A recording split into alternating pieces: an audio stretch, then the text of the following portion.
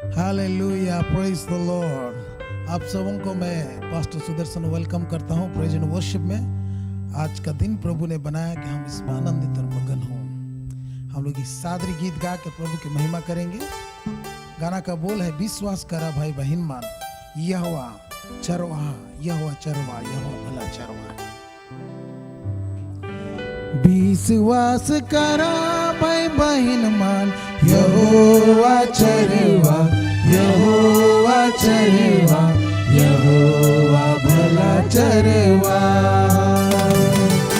विश्वास करा भाई बहन मान, यहोवा चरवा, यहोवा चरवा, यहोवा भला चरवा। आसरा करेला, आसरा करेला, जीवन में धोखा निकाला, जीवन में धोखा निकाला। जीव कर ऊपरी आसरा करेला, आसरा करेला, जीवन में धोखा निकाला, जीवन में धोखा निकाला। देख परख ले भाई बहन मान, यहोवा चरवा, यहोवा चरवा, यहोवा भला चरवा। विश्वास करा भाई बहन मान, यहोवा चरवा, यहोवा चरवा, यहोवा भला चरवा।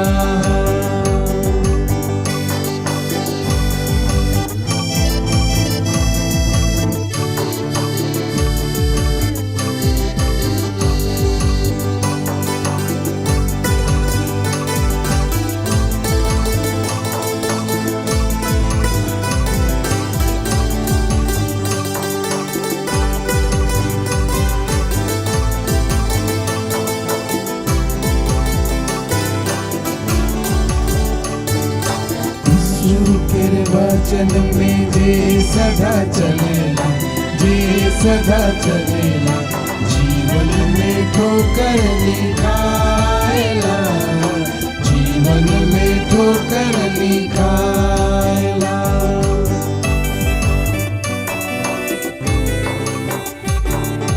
यीशु के वचन में जे सदा चलेला, जे सदा चलेला, जीवन में ठोकर निकाला, जीवन में ठोकर निकाला।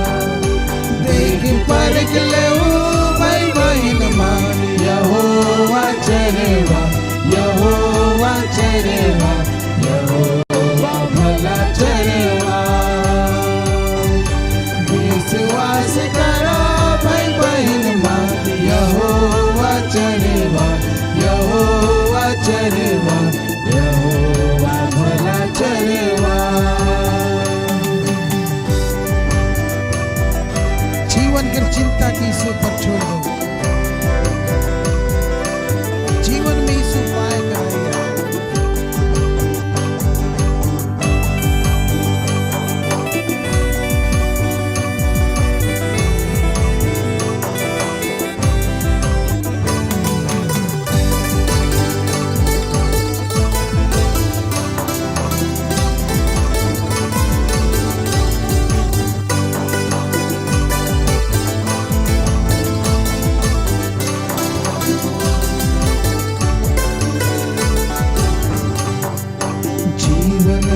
चिंता के यीशु पर छोड़ दो, यीशु पर छोड़ दो, जीवन में यीशु पार करैया, जीवन में यीशु पार करैया।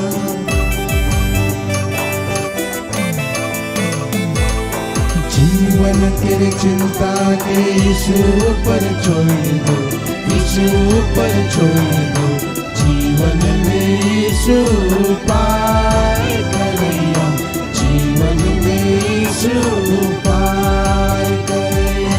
देख परख ले भाई बहन मान, यहोवा चरवा, यहोवा चरवा, यहोवा भला चरवा। विश्वास करा भाई बहन मन, यहोवा चरवा, यहोवा चरवा, यहोवा भला चरवा, यहोवा भला चरवा, यहोवा भला चरवा। हालेलुया। यहोवा हमारा भला चरवा है। Praise the Lord. आइए हम अपने आंखों को बंद करेंगे। हमारे मध्य में पवित्र आत्मा है, हम परमेश्वर की उपस्थिति में हैं। बाइबल कहती है उसकी उपस्थिति में आनंद की भरपूरी है। धन्यवाद पिता परमेश्वर, आपकी धन्य उपस्थिति के लिए हम धन्यवाद देते हैं। आपने हमें बनाया है प्रभु जी, हम आपके हैं, हम आपके पास आते हैं लॉर्ड, और आपको धन्यवाद की भेंट चढ़ाते हैं। हम जमा होते हैं और हम आपको धन्यवाद देते हैं, हम आपकी आराधना करते हैं। जब हम जमा है यहाँ तो उसके नाम को धन्य धन्य कहें। जब हम जमा है यहाँ तो उसके नाम को धन्य धन्य कहें। जब हम जमा है यहाँ तो उसके नाम को धन्य धन्य कहें। यीशु ही प्यारा प्रभु है, यीशु ही प्यारा प्रभु है। अपने हाथों को उठाए और उसके नाम को धन्य धन्य कहें। अपने हाथों को उठाए और उसके नाम को धन्य धन्य कहें। अपने हाथों को उठाए और उसके नाम को धन्य धन्य कहें। यीशु ही प्यारा प्रभु है, यीशु ही प्यारा प्रभु है। अपने आप को भूल जाए और उसके नाम को धन्य धन्य कहें। अपने आप को भूल जाए और उसके नाम को धन्य धन्य कहें। अपने आप को भूल जाए और उसके नाम को धन्य धन्य कहें। यीशु ही प्यारा प्रभु है, यीशु ही प्यारा प्रभु है। वो है मेरी धार्मिकता, हम उसके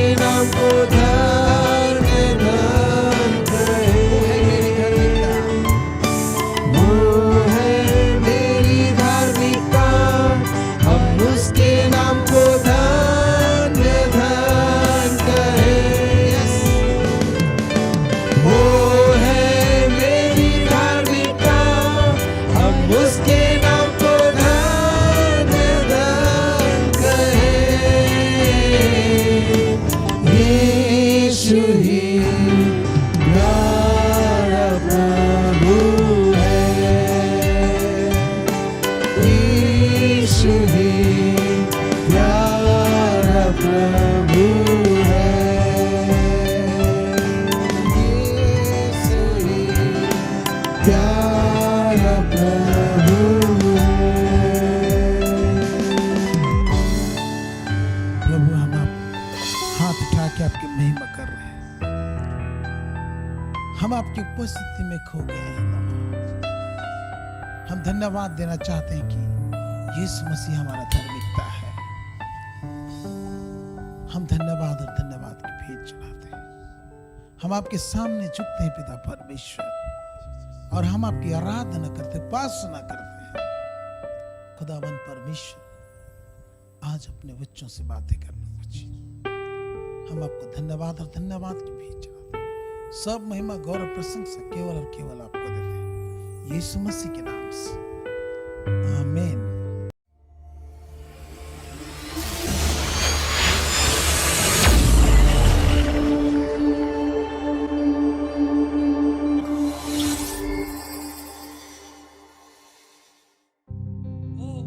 सदा सर्वदा का परमेश्वर है। वो परमेश्वर कभी नहीं बदलता। मलाकी 3:6 में लिखा है, मैं यहोवा हूं, मैं कभी नहीं बदलता। परमेश्वर कभी नहीं बदलता। वो था, वो है, वो रहेगा। वही परमेश्वर जो हमको संभाल के अभी तक जीवित रखा है, हमारे मृत्यु के दिन तक भी वो हमको संभालेगा। हमारे मृत्यु के दिन तक भी हमको संभाल के रखेगा। इस्राएल को परमेश्वर बोलता है, वो बोलता है, तुम्हारे माँ के गर्भ से मैं तुमको संभाल के आया हूं, तुम्हारे बुढ़ापे तक मैं तुमको संभालूंगा, तुम्हारा बाल पकने तक मैं तुमको संभालूंगा। यशाया 46 का 3-4 पद में लिखा है। आप पढ़िए घर में, पढ़िए, देखिए, परमेश्वर हमारे लिए प्रतिज्ञा किया है, हमारे बुढ़ापे तक, हमारे बाल पकने तक वो हमको संभालेगा। प्रभु अपने लोगों को जानता है, परमेश्वर आपको जानता है। आमीन। आपके नाम के अनुसार आपको जानता है, आपके काम के अनुसार जानता है, आपका बैठना उठना जानता है।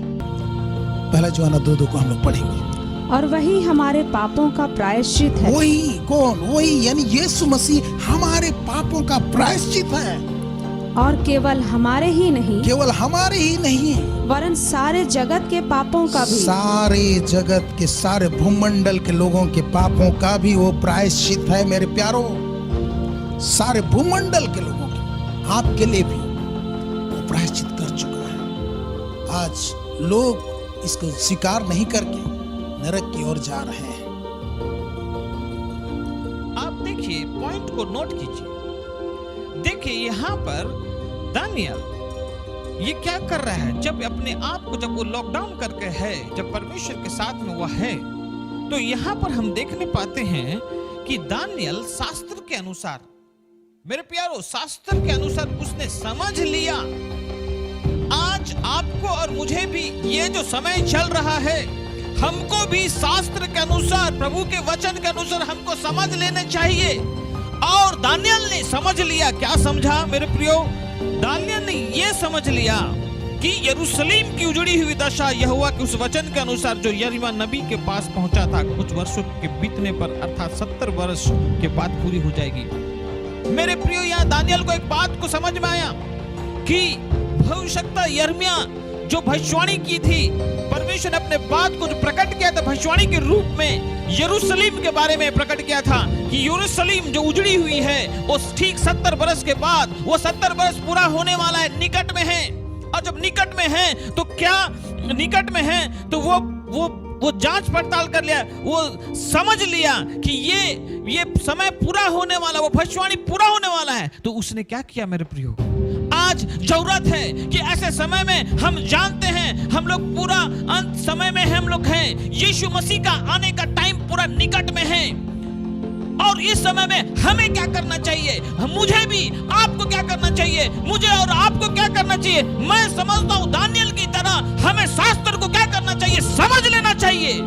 और प्रभु बार बार कहता है कि मैं शीघ्र आ रहा हूं, मैं शीघ्र आ रहा हूं, मैं शीघ्र आ रहा हूं।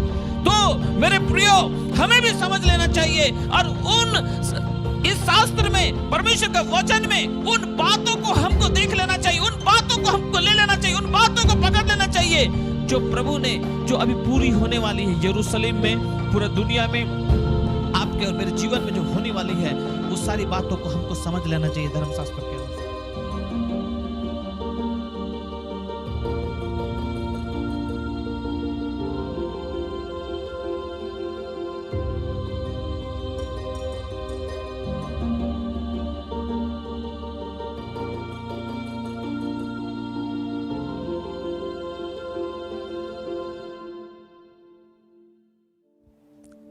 Praise the Lord.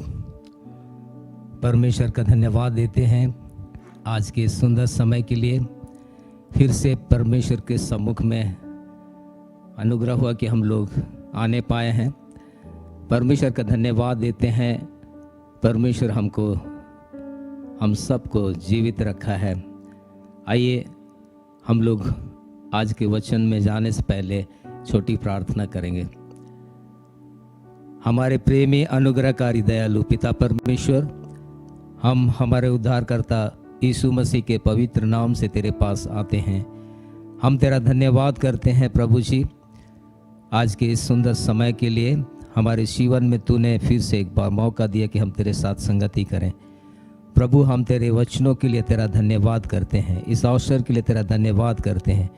प्यारे प्रभु जी, प्रत्येक जन से तू वचन के द्वारा बातचीत कर प्रभु जी, और सहायता कर प्रभु जी वचन के अनुसार चलने के लिए, और जीवन में तेरी महिमा का कारण बनने के लिए अनुग्रह कर। हम धन्यवाद देते हैं प्रभु जी, यीशु मसीह के नाम से प्रार्थना करते हैं, आमीन। मेरे प्रिय भाई और बहन, आज मैं आप सबको ये बताना चाहता हूँ कि इस दुनिया में, इस पृथ्वी में हम लोग देखते हैं कई प्रकार की समस्याएं हैं, और हम विश्वासियों को ऐसे समय में सुरक्षित रहने की आवश्यकता है। और सुरक्षा अगर हम देखें तो कई प्रकार से हम सुरक्षा मापदंडों को अपनाते हैं और हम सुरक्षित रहने की कोशिश करते हैं। लेकिन पवित्र शास्त्र के अनुसार हम किस प्रकार सुरक्षित रह सकते हैं? तो हम आज का जो मेरा विषय है, विश्वासियों के लिए सुरक्षा उपाय।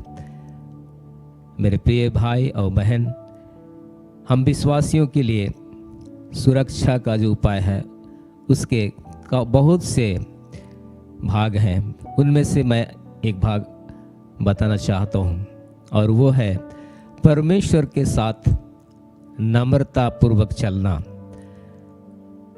पवित्र शास्त्र बाइबल में मसीह जीवन को ले जाने के लिए एक मार्ग बताया गया है, और उसका बहुत अच्छी तरह से चित्रण किया गया है, जो कि सकरा मार्ग कहलाता है। मत्ती 7 अध्याय 13 और 14 में हम लोग पाते हैं। यह एक उत्साहित करने वाला मार्ग है, और जैसे जैसे हम सभी लोग इस मार्ग में आगे बढ़ते हैं, ये चमकीला और अधिक चमकीला होता जाता है। वास्तव में हम परमेश्वर को धन्यवाद देते हैं कि उसने हमें इस मार्ग में अकेला नहीं छोड़ा। यूहन्ना 14:15 के अनुसार परमेश्वर यीशु मसीह हमारे संग में है। हालेलुया। उसने हमारा हाथ पकड़ रखा है, और हमें मार्ग पर बने रहने के लिए वह अपने अनुग्रह और सामर्थ्य में सब कुछ करेगा। जब कभी भी इस मार्ग में हम लोग चलते हैं, सकरा मार्ग में, तब हमको कठिनाई सा महसूस होता है। तब हम जब यीशु मसीह के साथ में हैं और यीशु मसीह हमारे हाथ को पकड़ा है, तब वो हमको याद रखना चाहिए। वो कहता है, जब कभी तुम दाहिनी या बाईं ओर मुड़ो, तब तुम्हारे पीछे से यह वचन तुम्हारे कानों में पड़ेगा, यही मार्ग है, इसी पर चलो।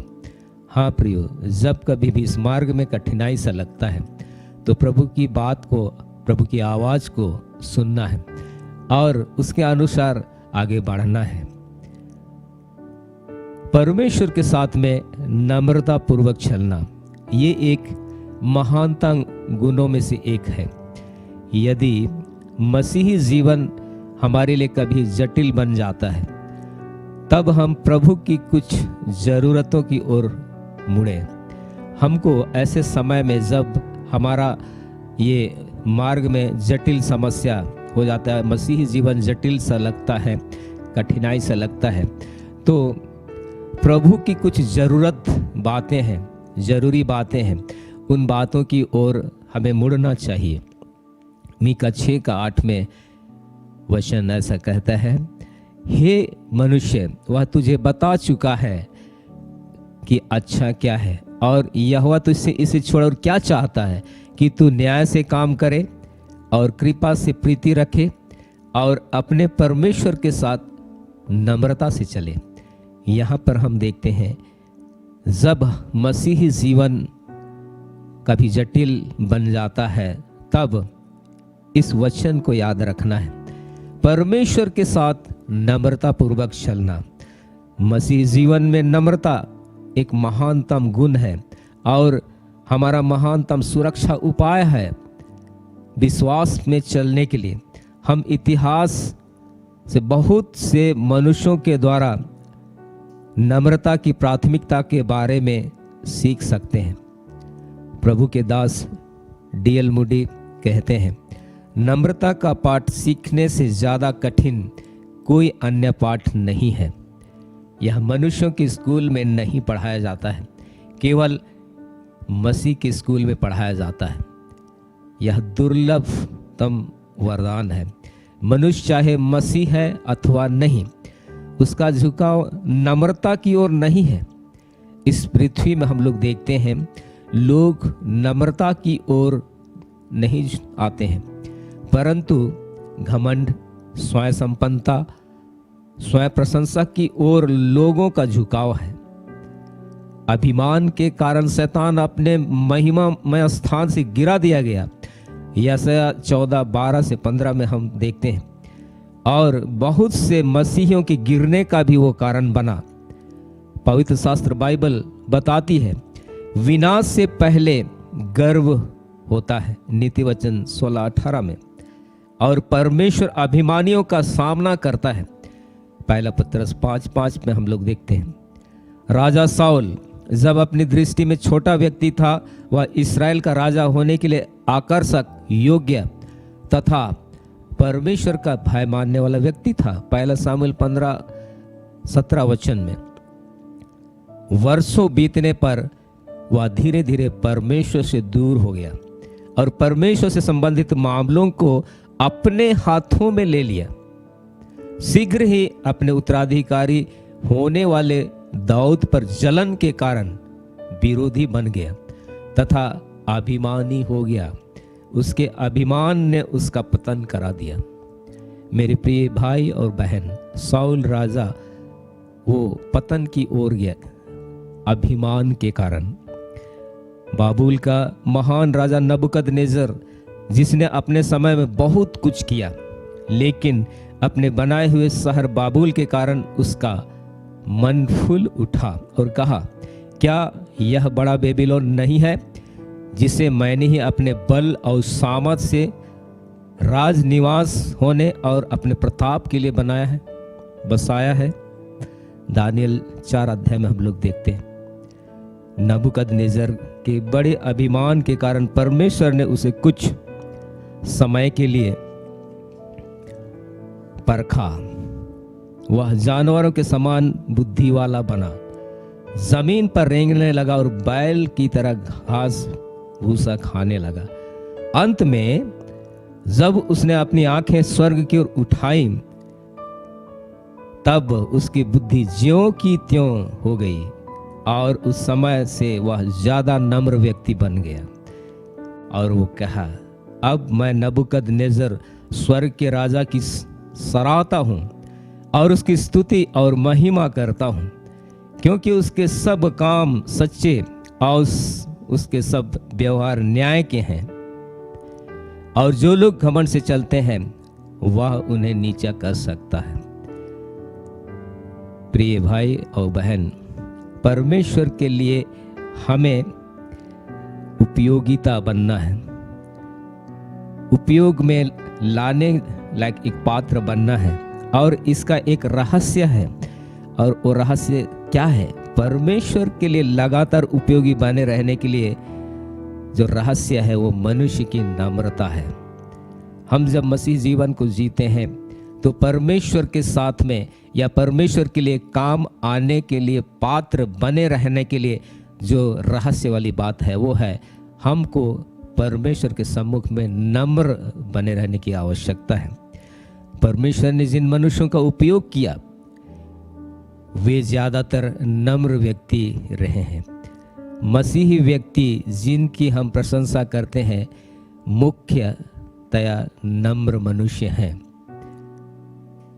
नम्र मनुष्य साधारणतः कमजोर व्यक्ति नहीं है जैसा कि लोग सोचते हैं। नम्र व्यक्ति कुछ नहीं कर सकता है, बात नहीं कर सकता है, ऊंची आवाज में बोल नहीं सकता है, ऐसा कहते हैं। लेकिन वास्तव में नम्र मनुष्य कमजोर व्यक्ति नहीं है।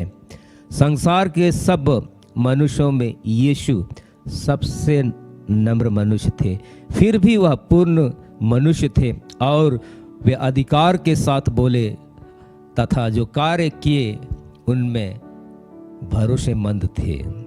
मूसा को भी पृथ्वी भर में रहने वालों में से सबसे नम्र व्यक्ति कहा गया, गिनती की किताब में 12 अध्याय 3 वचन में।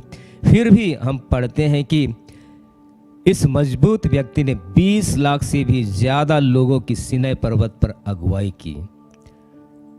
नम्रता चरित्र की गुणवत्ता है, क्वालिटी है जो हम सबको खोजनी चाहिए। सपन्य भविष्यद्वक्ता हमसे नम्रता को खोजने के लिए कहता है। सपन्य 2 अध्याय 3 वचन। और यीशु ने कहा, आओ मुझसे सीखो, मैं मन में नम्र और दीन हूं। नम्रता को सीखना जीवन भर का पाठ है, लेकिन कुछ बातें हैं जिनको हम अपने जीवन में अधिक नम्रता उत्पन्न करने में उपयोग कर सकते हैं। हाँ प्रियो, हम अपने जीवन में नम्रता को उत्पन्न कर सकते हैं। इसके लिए कुछ बातें हैं। उनमें से पहला बात है परमेश्वर पर आधारित रहने की हमारी आवश्यकता को लगातार मानना। हम सबको अपना जीवन परमेश्वर को आधार मानकर बिताना चाहिए। यिर्मयाह के 17 अध्याय में हम पढ़ते हैं, वहाँ पर लिखा है कि धन्य है वह मनुष्य जो यहोवा परमेश्वर पर भरोसा रखता है और उसको अपना आधार माना है। वह उस वृक्ष के समान है जो नदी के किनारे पर लगाया गया है और वो हमेशा उसका पत्ता हरा भरा रहता है। हाँ प्रियो, हमारे परमेश्वर को हमें आधार मानना है। सब बातों के लिए लगातार से आधार मानना है। मत्ती 5:3 में कहता है, धन्य है वे जो मन के दीन हैं। ये शब्द उद्धार रहित भीड़ के लिए नहीं है। यीशु ने ये शब्द, ये जो वाक्य बोले हैं अपने शिष्यों के लिए, विश्वासियों के लिए बोले हैं कि धन्य है वे जो मन के दीन हैं। प्रकाशित वाक्य 3 अध्याय 14 से आगे हम लोग पढ़ते हैं, वहाँ पर भी लिखा हुआ है कि पवित्र शास्त्र में एक पूरी कलीसिया को डांटा गया है क्योंकि उनके पास आवश्यकता की कुछ भी वस्तु नहीं थी। हालांकि वे अपने को धनी कहते थे, धनवान कहते थे, लेकिन परमेश्वर की दृष्टि में पवित्र शास्त्र के अनुसार उनके पास कुछ भी नहीं थी। जो उनको जो आवश्यकता थी परमेश्वर उनको पूरा करता, वो उनके पास नहीं थी। परमेश्वर हमको तुरंत नहीं देता। संभवतया इसका एक कारण यह भी है कि हमको हमारे लिए उसकी महान आवश्यकता की याद दिलाना चाहता है। अर्थात हमें जीवन में आवश्यकता है किसकी? परमेश्वर की। हमको आवश्यकता है परमेश्वर की। ये बात हमको याद दिलाना चाहता है, इसलिए वो संभवतया बहुत जल्द हमारी आवश्यकताओं को पूरा नहीं करता है। परमेश्वर खुद चाहता है कि हम सबसे पहले परमेश्वर को चाहें, परमेश्वर के साथ में हम रहें, उसके बाद बाकी जो आवश्यकता की चीज़ें हैं उनको हम प्राप्त करें। लेकिन मनुष्य क्या है कि वो भौतिक चीज़ों को पहले प्राप्त करना चाहता है, लेकिन परमेश्वर चाहता है कि परमेश्वर को खुद मनुष्य प्राप्त करे। नम्र मनुष्य अपने लिए परमेश्वर की आवश्यकता को लगातार जानेगा। वह स्वयं निर्मित मनुष्य अथवा स्वयं संपन्न मनुष्य नहीं होता है। एक जो नम्र व्यक्ति होता है वो कैसा व्यक्ति होता है? वो परमेश्वर की आवश्यकता को लगातार जानने वाला व्यक्ति होता है, और अपने आप से वो संपन्न व्यक्ति नहीं, लेकिन परमेश्वर को आधार मानकर संपन्नता उसके जीवन में आता है, तो वो परमेश्वर को आधार मानकर ही आता है। तो नम्र व्यक्ति इस प्रकार का होता है। नम्रता परमेश्वर की उपस्थिति को आमंत्रित करती है। जब हम नम्रता को अपनाते हैं तो परमेश्वर की उपस्थिति हम महसूस करते हैं। यशायाह 57:15 में ऐसा कहता है पवित्र शास्त्र, परमेश्वर उनके साथ रहता है जो खेदित और नम्र है। हाँ प्रियो, परमेश्वर खेदित और नम्र व्यक्तियों के साथ में रहता है। तो जब परमेश्वर खेदित और नम्र व्यक्ति के साथ में रहता है तो ये एक हमको सुरक्षा का एक कवच हमको देता है कि हमारा आधार परमेश्वर है। हमने परमेश्वर को ही आधार माना है हर बातों के लिए, और ये हमारी आवश्यकता है, और हम इसको जानते हैं कि परमेश्वर ही हमारा आधार है। तो इस प्रकार से हम खेदित और नम्र जब होते हैं तब परमेश्वर हमारे साथ में रहता है और हम सुरक्षित रहते हैं। दूसरा है, मनुष्यों के सम्मान के लिए नहीं परंतु परमेश्वर के सम्मान के लिए जीवन व्यतीत करना। मत्ती 6:1 में वचन ऐसा कहता है, सावधान रहो, तो मनुष्यों को दिखाने के लिए नहीं, कि मनुष्यों को दिखाने के लिए अपने धर्म के काम ना करो, नहीं तो अपने स्वर्गीय पिता से कुछ भी फल ना पाओगे। नम्र मनुष्य वह है जो परमेश्वर को प्रसन्न करने के लिए जीता है, मनुष्यों को प्रसन्न करने के लिए नहीं। वह मनुष्यों से ज्यादा परमेश्वर के बारे में सोचता है। उसका उद्देश्य स्वयं प्रशंसा अथवा स्वयं सम्मान नहीं होता है, परंतु परमेश्वर की महिमा करना होता है। तीसरा है, अपना सही आकलन करें, अर्थात आप जो हैं, मैं जो हूं, उस बात को जानना है और उसी प्रकार स्वीकार करना है, ना तो उससे ज्यादा ना तो उससे कम। आप जो हैं आप बेहतर जानते हैं, और मैं जो हूं मैं अपने विषय बेहतर जानता हूं, और अपने विषय में हमसे ज्यादा परमेश्वर जानता है।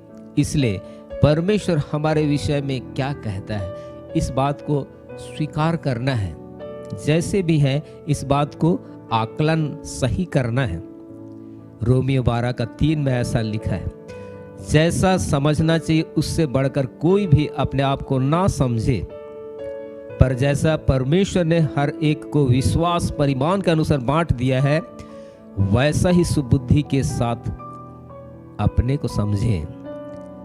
नम्रता स्वयं की गिरावट नहीं है, वह स्वयं की परमेश्वर की दृष्टि में एक पहचान है।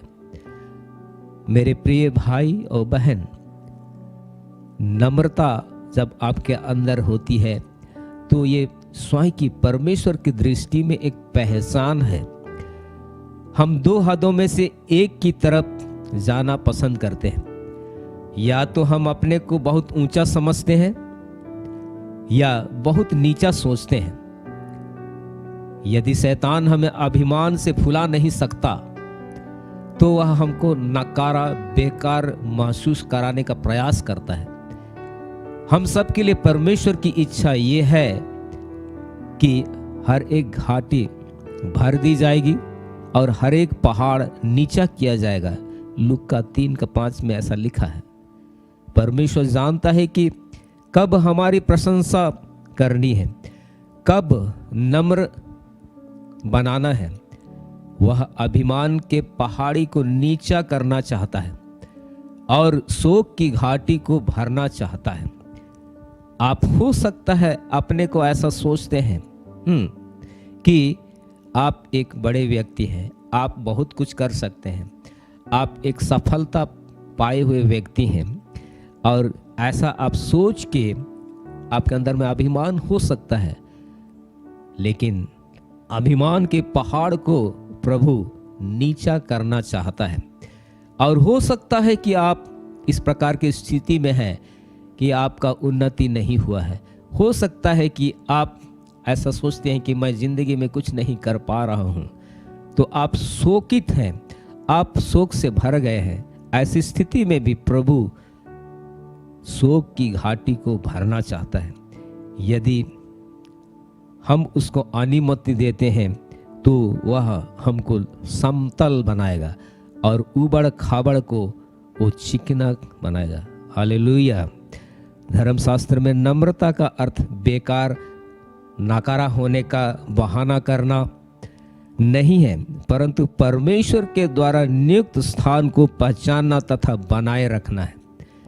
परमेश्वर ने आपको और मुझको एक स्थान में नियुक्त किया है, उस बात को पहचानना है और उसको बनाए रखना है।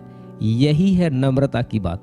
आपको जिस स्थान में रखा है उस स्थान में रह के आपको उसको उपयोग करना है। आपकी उपयोगिता का उसमें आपको इस्तेमाल करना है।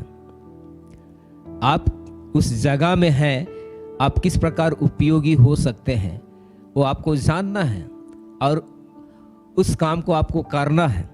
और जिस समय में वर्तमान में अगर आप किसी भी जगह पर स्थिति में हैं, परमेश्वर ने आपको रखा है, तो उससे ना तो ऊपर आप सोचे ना तो नीचे, लेकिन जो काम आपको दिया है उसको जब सोचते हैं और उस काम को बरकरार बनाए रखते हैं, तो यही चीज है नम्रता। हालेलुया। चौथी बात है दूसरों से अपनी तुलना करने को दूर करना। हम लोग मसीह जीवन में जब आगे बढ़ते हैं तो कई बार हम अपने जीवन में व्यवहारिक रूप से प्रैक्टिकल में क्या देखते हैं कि कुछ भाई लोग, कुछ बहन लोग प्रार्थना करने में वे लोग बहुत अच्छे हैं, वे लोग गीत गाने में बहुत अच्छे हैं, वे लोग वचन पढ़ने में बहुत अच्छे हैं और वे लोग वचन सुनाने में भी बहुत अच्छे हैं। और इस प्रकार से हम उनसे अपनी तुलना करते हैं। जब तुलना करते हैं तो अगर वे लोग अच्छे निकलते हैं तो हम अपने आप को छोटा महसूस करते हैं, और अगर वे लोग हमसे अच्छा नहीं निकलते हैं तो हम सोचते हैं कि वे लोग नीचे हैं। तो दूसरों को अपनी तुलना करके जीवन नहीं बिताना है, परंतु दूसरों से अपनी तुलना करने को दूर करना है। दूसरा कुरिन्थियों 10 उसका 12 वचन में ऐसा लिखा है, क्योंकि हमें यह साहस नहीं कि हम अपने आप को उनमें से कुछ के साथ गिने या उनसे अपने को मिलाएं जो अपनी प्रशंसा आप करते हैं और अपने आप को आपस में नाप तौल कर एक दूसरे से मिलान करके मूर्ख ठहरते हैं। ये पौलुस प्रेरित कहता है कि हमें ये साहस नहीं है कि जो लोग दूसरों के साथ अपने को नाप तौल करते हैं हम भी उनके साथ में नाप तौल करें, ये हम में साहस नहीं है। मेरे प्रिय भाई और बहन, हमें भी, आपको भी, मुझको भी एक दूसरे के साथ नाप तौल करके अपने जीवन के विषय में जानकर आगे नहीं बढ़ना है, लेकिन नाप तौल करना छोड़ करके हम जो स्थिति में हैं, वो जो स्थिति में है उसको स्वीकार करना है। जब हम अपनी तुलना अन्य लोगों से करते हैं तो दो बातों में से एक प्रायः होती है। पहला, हम अभिमानी होते हैं क्योंकि हम सोचते हैं कि हम अच्छे हैं, अथवा दूसरा, हम निराश होते हैं क्योंकि हम महसूस करते हैं कि हम उस नाप तक नहीं पहुंचे हैं। मेरे प्रिय भाई और बहन, यहाँ पर ये जो विचार, इस प्रकार का विचार उत्पन्न होता है, तो इसमें क्या होता है? दोनों प्रकार का विचार जब उत्पन्न होता है, सोचने लगते हैं हम कि हम अच्छे हैं, और दूसरा प्रकार में हम महसूस करते हैं कि हम उन लोगों तक नहीं पहुँचे हैं। तो ये तुलना करने वाला बात हो जाता है, और शैतान तुलना करना ये जो है शैतान की ओर से होता है, और ये उसकी चाल है। और तुलना करके या तो आपको अभिमानी बना देता है, और या तो आपको पूरा नीचे गिरा देता है कि तुम उस तक नहीं पहुँचे हो। या तो वो अभिमानी ऐसे बना देगा कि वे लोग तुम्हारे बराबर के नहीं हैं। ये शैतान का मुख्य चाल है, तुलना करना। यह अवश्य है कि हम सबकी आंखें यीशु पर लगी रहें। तुलना करना छोड़कर हमको क्या करना चाहिए? हमारी आंखें यीशु पर लगी रहनी चाहिए, और उसे अपना पैमाना बनाए, स्केल बनाए। अर्थात यीशु मसीह कैसा था, मुझको भी उस प्रकार बनने की कोशिश करना है, जिससे तुलना करने से हम दूसरों के साथ अपने आप को तुलना करने से हम बच जाएंगे। हमारा जो पैमाना, स्केल, मापदंड मापने का है, हम कैसे हैं, तो यीशु मसीह को देखें, और यीशु मसीह किस प्रकार का जीवन को बिताया, और उसी प्रकार हमको भी आवश्यकता कि हम जीवन बिताएं, दूसरों के साथ अपनी तुलना नहीं करके यीशु मसीह कैसे जीवन बिताया, उस प्रकार जीवन बिताने से हम तुलना वाली बात से छूट जाएंगे। और यीशु मसीह जैसा वो कहा कि मैं जैसा चलता हूँ वैसा तुम चलो, जैसा मैं पवित्र हूँ वैसा तुम भी पवित्र बनो। तो हम जब यीशु मसीह बोला है उसी प्रकार जब करते हैं, तो किसी से तुलना नहीं करके हम सिद्धता में आगे बढ़ते हैं। और ये यीशु मसीह बोलने के अनुसार, उस वचन के अनुसार जब हम करते हैं और तुलना एक दूसरे के साथ नहीं करते हैं, तो इसमें नम्रता उत्पन्न होती है। और इस प्रकार हम जो शैतान की ओर से परमेश्वर से दूर करने वाली बात होती है, हम उससे सुरक्षित रहते हैं, हम सुरक्षित रखे जाते हैं। हालेलुया। और पांचवा जो उपाय है जो हमको नम्रता बनाए रखने में सहायता करेगा, प्रोन्नति के लिए परमेश्वर के समय की प्रतीक्षा करना। मेरे प्रिय भाई और बहन, जिस समय में हम यीशु मसीह को अपने जीवन में मुक्तिदाता उद्धारकर्ता ग्रहण करते हैं, वो नया नया समय होता है, और उसके बाद हम उन्नति करते जाते हैं। नए लोग सब आते हैं, वे भी उन्नति करते जाते हैं। लेकिन हमें क्या करना चाहिए? आत्मिक क्षेत्र में हो या तो हमारा जो रोज दिन का जीवन हम लोग बिताते हैं समाज में, उसमें हमको उन्नति करना है, प्रोन्नति करना है, तो परमेश्वर के समय का हम लोग इंतजार करना चाहिए। और ये हम अपने कोशिश से जब करते हैं तो ये नम्रता वाली बात नहीं है। परमेश्वर हमको निश्चय एक समय में प्रोन्नति देगा, ऐसा हमको जानने की आवश्यकता है। वचन कहता है, नीति वचन 30:32 में, यदि तूने अपनी बड़ाई करने की मूढ़ता की या कोई बुरी युक्ति बांधी हो तो अपने मुंह पर हाथ रख।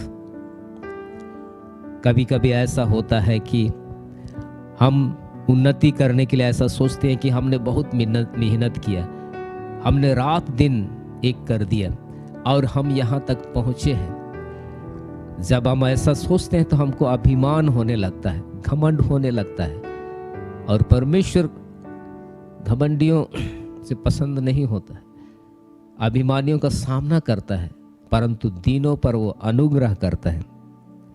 इसलिए यदि इस प्रकार की मूढ़ता की बात को हम लोगों ने युक्ति बांध ली है, तो अपने मुंह को बंद रखना है और जानना है कि परमेश्वर ही मुझको एक समय में प्रोन्नति देगा, एक समय में उन्नति देगा। जिस स्थान में मैं आत्मिक क्षेत्र में या अपने काम के क्षेत्र में हूँ, और भी इससे भी अच्छा काम करने के लिए, आत्मा में और उन्नति करने के लिए एक समय को रखा है, और उस समय में परमेश्वर ही मुझको उन्नति देगा। इस प्रकार नम्रता पूर्वक परमेश्वर के सम्मुख में जब रहते हैं तो ये परमेश्वर को अच्छा लगता है। नम्र व्यक्ति परमेश्वर के समय की प्रतीक्षा करता है, वह प्रोन्नति के लिए चिंतित नहीं है, और वह परमेश्वर पर भरोसा करता है कि जो वह करता है सही करता है। अर्थात परमेश्वर जो हमारे लिए करता है वो सही करता है। परमेश्वर जानता है, केवल हमको लगन रखने की आवश्यकता है कि मैं परमेश्वर के लिए कुछ करूँगा, और परमेश्वर के सम्मुख में परमेश्वर मुझको बढ़ाएगा। इस बात को उसके ऊपर में निर्भर करना है और इंतज़ार में रहना है, प्रतीक्षा करना है। तब परमेश्वर क्या करता है, वो अपने समय पर हमको क्या करता है, प्रोन्नति देता है। हालेलुया। मेरे प्रिय भाई और बहन, ये जो मैंने आपको बताया ये क्या है, मसीही जीवन में विश्वासियों के लिए सुरक्षा उपाय। नम्रता पूर्वक परमेश्वर के साथ में चलना। हम जब परमेश्वर के साथ में नम्रता पूर्वक चलते हैं तो परमेश्वर हमको सुरक्षित रखता है। दुनिया में कई प्रकार के समस्याएं, जटिल समस्याएं आएंगी, शैतान की ओर से आएंगे या तो कहीं से भी आएंगे, बीमारी के रूप में स्थिति परिस्थिति आएंगे। ऐसे समय में यह एक उपाय है कि हम परमेश्वर के साथ नम्रता पूर्वक चलें, और परमेश्वर हम पर अनुग्रह करता है। और हम स्वयं सोचें अपने आप में कि बिना परमेश्वर के अनुग्रह के हम कैसा भविष्य तक पहुंचेंगे। परमेश्वर हमको जो भविष्य में आगे अपनी महिमा के लिए लेके जाएगा, तो परमेश्वर का जब तक हमारे ऊपर अनुग्रह ना हो तो हम अपने कोशिश से कैसे करेंगे। लेकिन जब हम परमेश्वर के अनुग्रह पर निर्भर होते हैं, परमेश्वर का अनुग्रह हमारे ऊपर में बना रहता है, और एक उचित समय में परमेश्वर हमको आगे लेके जाता है।